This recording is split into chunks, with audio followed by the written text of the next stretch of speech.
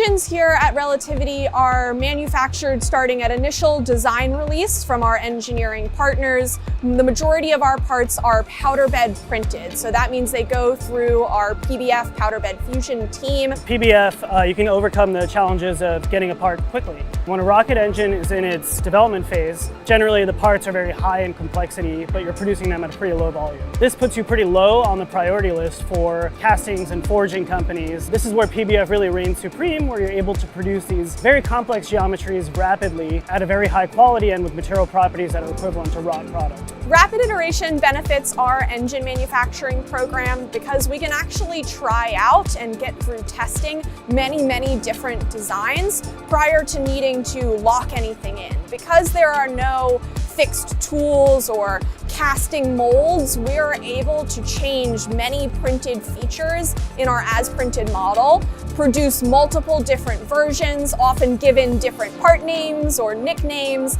and test all of those different versions either at component level or integrated onto the engine before we have to down select to a final version. So generally your part will start as a CAD model. It will then get put through a PBF slicing software which cuts your CAD model into many different slices. These slices can range from 40 micron all the way to 100 micron. That sliced CAD model ends up getting sent to the machine.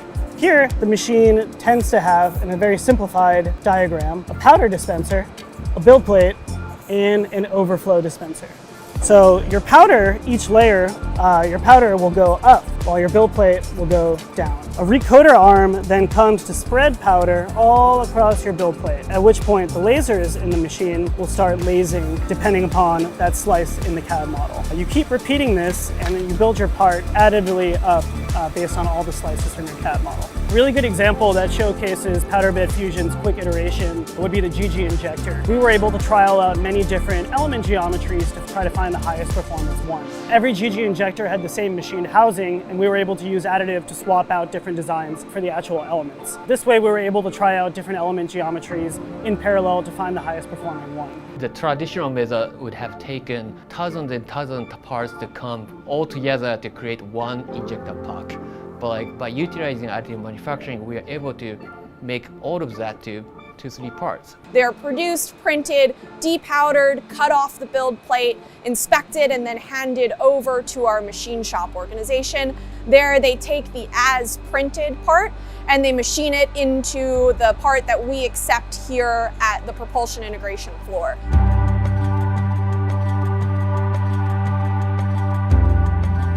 There we do all of the finishing passes, bolt holes, sealing surfaces, final checks and dimensions go through precision inspection.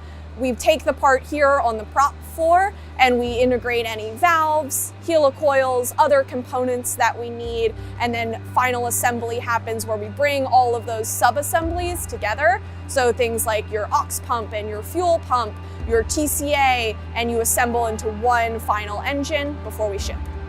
The real power of iterative design for us is that it allows us to fail quickly. We want to learn as much as possible, as early as possible, to reach our ideal qualifiable engine as quickly as possible.